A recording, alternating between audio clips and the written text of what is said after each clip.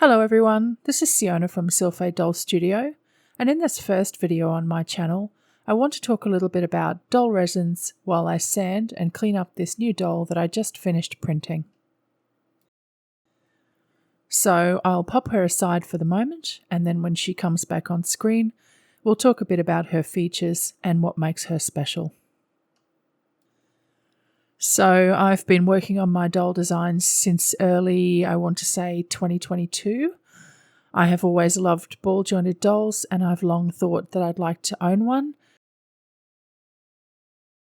And I decided that since I'm a very long time user of the 3D modelling software Blender and I own several 3D printers, I thought, well, why can't I just make my own ball jointed doll? So I started out modelling a doll, and I printed the first prototype off in grey resin, and then I painted her and made her a wig. This is my original Eve body. She's very, very light and very delicate because I printed her hollow. I wasn't sure about printing a solid doll body, but I think she turned out very beautiful. But there are some problems with this resin that I've noticed over the last few years of her sitting in my studio that I wanted to try and address before I went ahead and made these dolls available. I'll show you some of the issues that I've had with this original resin. This is cracking due to layer delamination through heat exposure. It gets quite warm in my studio and there are some serious issues with this resin as it gets a little bit older. It develops these sort of hairline cracks and you really don't want to be moving this doll too much. Don't mind too much the chipping of the paint at the joints because she's printed with grey resin. I kind of expected some paint chipping to happen. She's in reasonably good condition, but there are some problematic layer lines here and there that I wanted to try and address. And I also wanted to address the general durability of the resin. This is the Eve body version 2. You can see again she's quite large. I've decided not to make them at 60 centimetres. I'm making them now at 40 centimetres, which I think is a much more comfortable scale for me to handle at this stage of the development. She is printed in frozen ivory, and you can see again there are some serious issues with layer delamination and cracking in the pieces. This one's also printed solid, which I hoped would help a little bit with the problem of the layer delamination, but it hasn't really helped at all. I've got some really bad cracks on this doll, so the first two prototype dolls they sit on my shelf and they look pretty, and I don't really touch them because I'm very worried about damaging them to a point that they can't be repaired or, enjoyed anymore.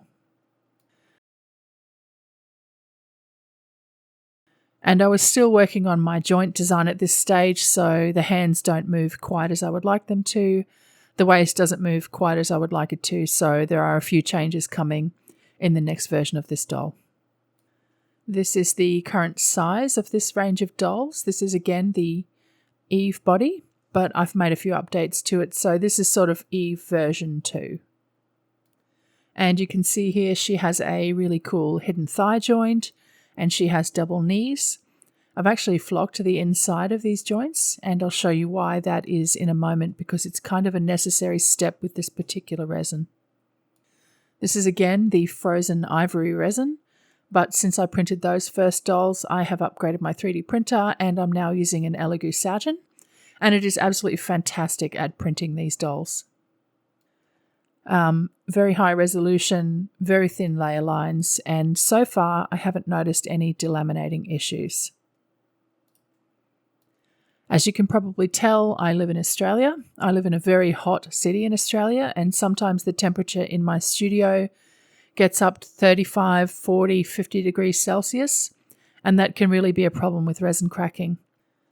You can see on the back here, I can see that there's a little bit of cracking, just sort of a craze type pattern on her back, but overall this resin has held up quite well to the summer heat. This face is, I think that's my Sylvie face. She's really, really cute. Such a lovely little face. This doll is again Eve version 2 body, and I was experimenting a little bit with the wrist joints. I'm still not super pleased with how they work. I printed this in the Frozen Aqua Cream resin, and I adore the colour of this doll. I absolutely love it. I think that beautiful sort of almost latte coffee colour is just stunning. And I really like this resin. I really like the way it feels, but it has some issues with powdering in the joints, which I very much don't want to be sending out to anybody because, you know, resin is toxic and we don't want to be breathing in that resin powder in any capacity.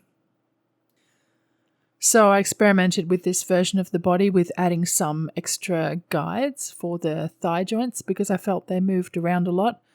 But honestly, once the joints are properly sueded, they really don't move around as much as I thought that they would. So this is a cool experiment, but ultimately I decided to remove that feature from this body. It sort of just snaps in and keeps the thigh joint in place.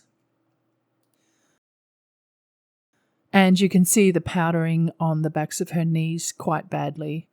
I wasn't real happy with the ankle joints either. I didn't feel like they gave the feet enough movement. It doesn't matter so much with the ballet style feet, but I really wanted to get a bigger range of movement there for the flat feet and the medium height feet. So she has the double knees, the hidden thigh joint, which I really like and will definitely keep. She has the single jointed body and she has a double elbow joint as well. The back of the head comes off and stays on with magnets, and there's a little mechanism in there to use an S-hook to be able to easily remove the head. So you lift the S-hook, you twist it around, and it'll go down through the little slot in the head. So you can easily remove the head if you want to change it to a different head. This is the Laura face. And now we get to the actual ball jointed doll resin, which I'm very, very excited to be using.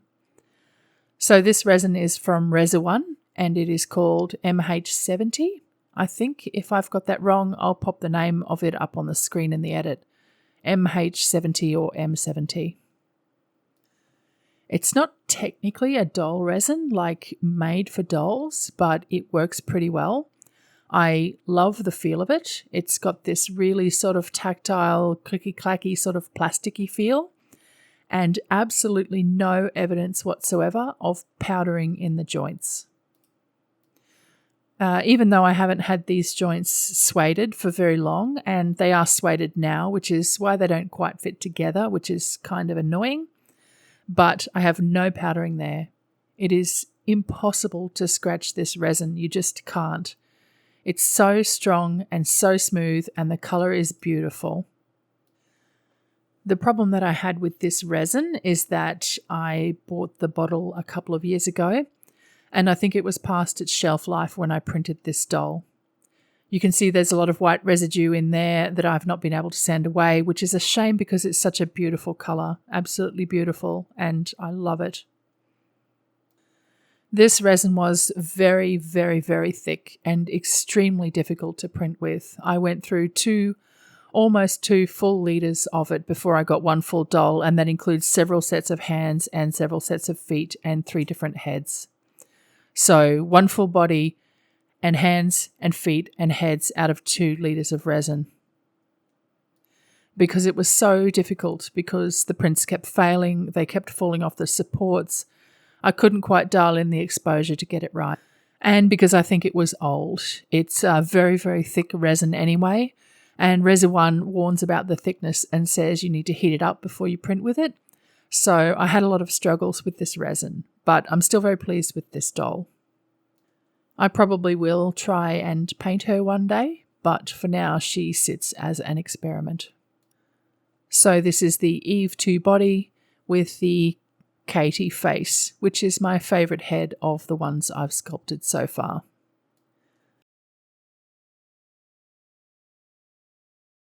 This doll is, I'll just turn down that light a touch so you can see her a bit better.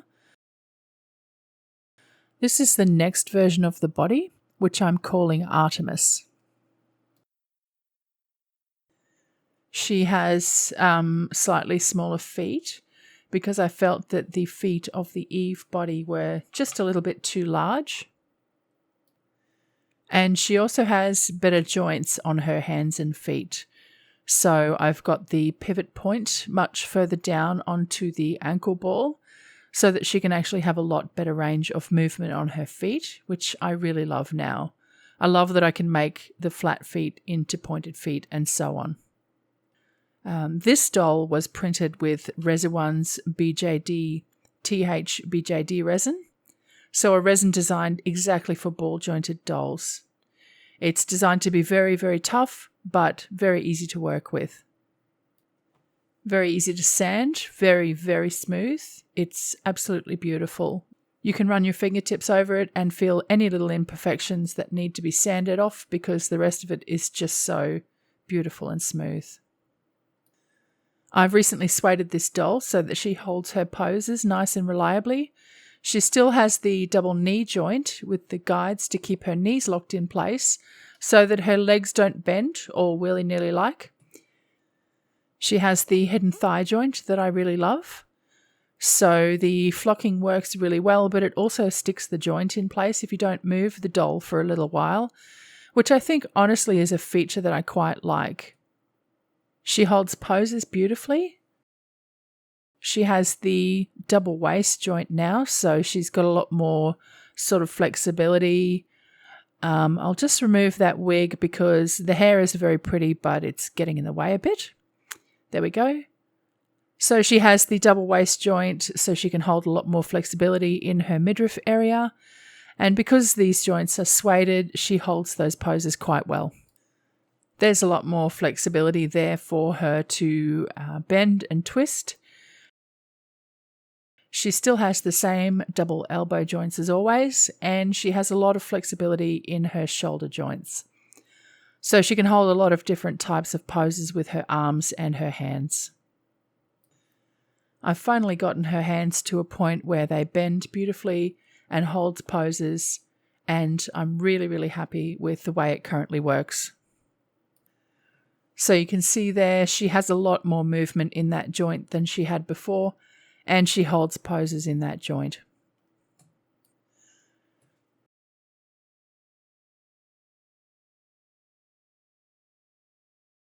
So some of the other changes I've made to this version is, this is again the Katie head, and if I turn her over, you can see the back of her head comes off with magnets again, 3 magnets in there for stability, and she does have a slot for the S-hook. I've strung this doll up with a knot in her head rather than the S-hook because it was just a bit easier for me at the time. And she's also got little, what are they called, like a little clamp for her eyeballs to sit in because my previous dolls didn't have such a mechanism and the eyes were held in with blue tack or museum goo, and they kept falling out because it gets so hot here that the stuff just kept losing its integrity. And I would come out to my studio and find my dolls with their eyes falling back into their heads, so I thought there's got to be a better way here. So I jumped into Blender again and I opened up the file and I modeled in these clamps. So the way they work is just simply by friction and sort of gripping force. There's no glue or blue tack or anything in there holding it in. And the added bonus is that you can't see it through the front of the head. The other problem I had with blue tack was because it's such a dark substance, it would leave a shadow inside the head because the resin is slightly translucent. I've just grabbed one of my other heads to demonstrate the eyes, so you can see it's a little bit easier to manage without the head being actually on. It's very easy to move the position of the eyes if you want by just manipulating the little stalk that's on the back of the eyeball. And if you want to remove the eyes and replace them, you simply grab something that's not going to damage the surface of the eye and press down. Something like a cotton bud or a Q-tip or something would also work here. Just press down until the eye pops out.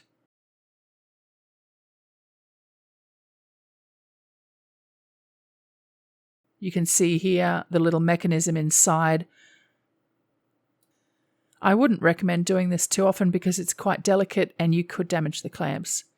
So when you're ready to pop a new eye in, I'd say do it with a pair of tweezers, and that way you can just get it in the right position it inside the clamps, and then just press down until it pops in like so. And then you can just pull the eye into position with a pair of tweezers. So that's how the eyes work in the new version of the Katie, Laura and Sylvie heads. And that's how they will work in all future heads, as you'll see in the one I'm going to be working on in this video. So this is the Resin BJD resin in creamy white. As I said, I really like it. It is again very smooth. It has the same property as the MH resin that I showed you before. It feels slightly softer, though it's less plasticky, but it's still very, very durable and sort of holds poses really well. It can handle quite a lot of movement. You don't need to be too delicate with it, though I wouldn't throw it across a room or onto a hard concrete from a first floor window. I think that would shatter any doll. So if you're a little bit careful, you can go quite far with this resin. And it also doesn't powder anywhere, so I'd be very happy to give this doll to someone and not worrying about them breathing in resin dust. So now I'm going to move on to the cleaning and sanding of the newest doll that I just printed this morning. Alright, so I want to introduce my newest girl. Her name is Aya. She fits with the Artemis body, and as you can see, she's a very cute little feline lass. She has adorable little kitty ears, a sweet little muzzle, some tiny little teeths. Love her little teeths.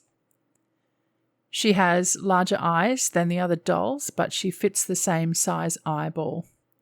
She has the same mechanism inside to press fit the eyes.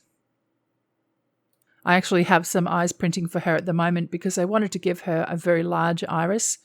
You know, with cats, you can't really see the whites of their eyes, and I feel like she would be very cute with a large iridescent yellow or green iris. So I have some eyes printing for her at the moment, and you can see she just fits with the Artemis body. So I'm calling this doll Aya Artemis. And she is printed with the new resin that just arrived from a company called Yes, That's 3D Printed, and I'll pop that up on the screen there. The resin name is DOLLMAKER, and it's new to me, but I saw it advertised on one of my favourite doll makers on YouTube, Etalan, who is another fellow Australian, and I've been watching her doll videos for so long, but for some reason this particular one wasn't recommended to me until about a week and a half ago. And I saw that she'd collaborated with Yes, That's 3D Printed to produce a DOLLMAKER resin, and I thought immediately I had to get some and give it a try. It feels quite smooth, and this isn't sort of even sanded, but you can sort of see that sheen there on the surface. I think it'll come up really beautifully as it's sanded. It is slightly sticky out of the wash and cure process. I had her sitting out in the sun for a couple of hours this afternoon just to dry off any sort of wash liquid residue or anything that was still hanging around. But I think again that will sand away when I work on it. It seems to be very strong. It's very, very easy to print with. It's quite liquid, and I was printing at 19 degrees, which is 1 degree colder than the recommended 20 degrees. So they recommend printing at 20 to 30 degrees. I used very light, dense supports for her. You can see some of the support marks on the back of her there, on the underside of her chest piece here. You can see these very small support residues. They came off very, very easily. I usually wash my prints in isopropyl alcohol for about 4 minutes, and I have a little kettle in my resin setup, and I set that boiling at the same time. So once the wash and cure is finished, washing the print, then the kettle has boiled and I've got some nice hot water. I dunk the prints in for a few seconds just to soften up the supports, and then they just pop straight off. And then I cure the prints for about 20 minutes just to make sure that it's all fully post-processed and cured, and I don't have to worry about sticky resin anywhere. I had absolutely no issues printing these large, thick, sort of heavy, solid pieces. These doll parts are all solid. So the difficult ones were going to be the thigh pieces because they're quite large, The surface area of each print slice is quite large, and there's always a danger of peel forces pulling those prints off the supports, but I had absolutely no issues with this. It came out perfect, which is so nice because I don't feel like I need to waste any of this resin to print the dolls that I want to print. And the other thing that the company who makes this resin says about it is that it can be dyed easily with resin dye. And I have a few different resin dyes that I'd like to try just because, you know, it's this is a beautiful color and I love it. But I think it'd be nice to have dolls that are more tan and dolls that are more of a chocolate brown color. You know, I'd like to have a diverse range of skin tones available. And this doll uses just over 300 ml of resin. And I think that I can dye it up in half-litre batches to create dolls of different skin tones with it. And I'm really, really excited to try that. I've just started sculpting a new head, and I think I will print her in a slightly darker skin tone. And I'd love to try and recreate this one if I can. I'm not sure what colour to add to this beautiful peachy cream to make this coffee colour, but I'm going to give it a try.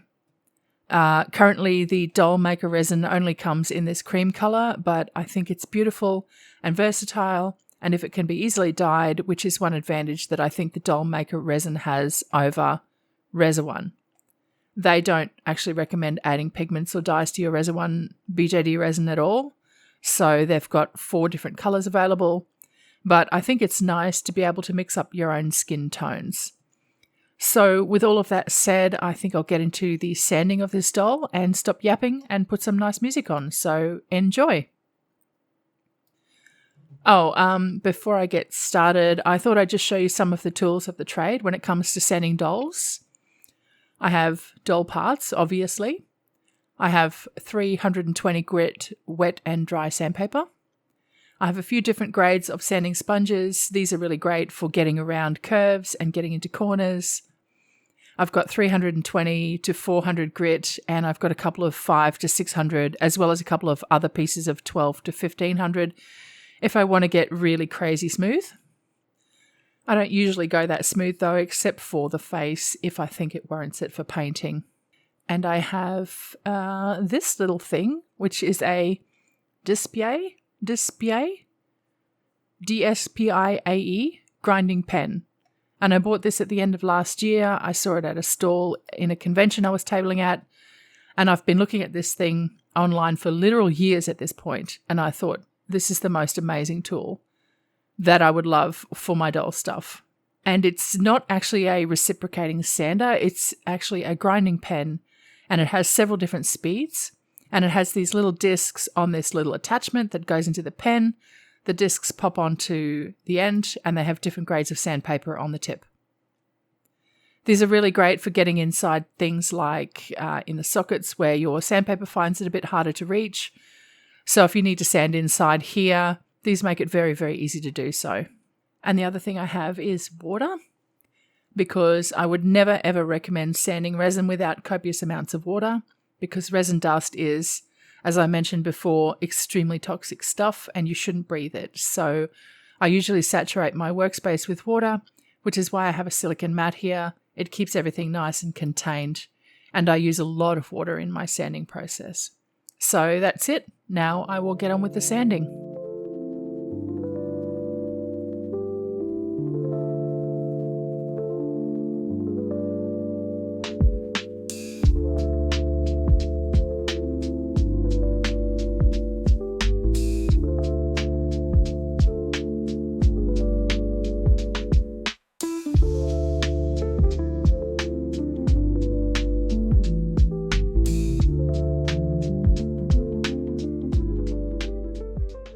So just a little update. I've just finished sanding this piece back to 400 grit, and I can confirm it is extremely smooth. It's not very shiny, but that makes sense because resin needs to be polished to be shiny. It's very, very smooth and beautiful. I can't actually feel the layer lines. I did print this at 30 micron, which is very fine. Not normally what I print at, but it's great for dolls and it's lovely. Also, I'm giving a very early optimistic thumbs up to the DOLLMAKER resin. I think it's beautiful. I think it'll paint up beautifully. I can't wait to get this girl painted up, so I will keep on sanding.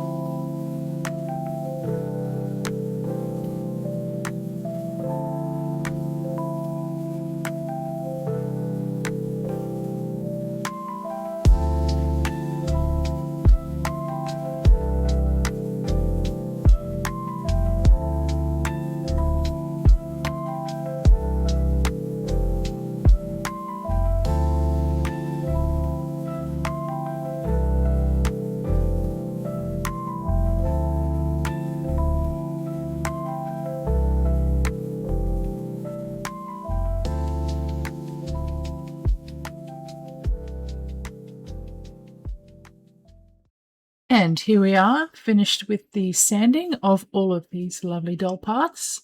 I have also inserted the magnets into the head. Where the magnets go, there are 3 spaces on each side for magnets, and they're just a press fit with, I think they're about 3 or 4 millimeter magnets. So they're pretty easy to get. They press fit in, but I will add a little bit of glue to that at a future time when I'm ready to put the head together. So now she just snaps together. It's fairly nice and seamless. And this little lady is ready for stringing and varnish and paint, which will be in my next video.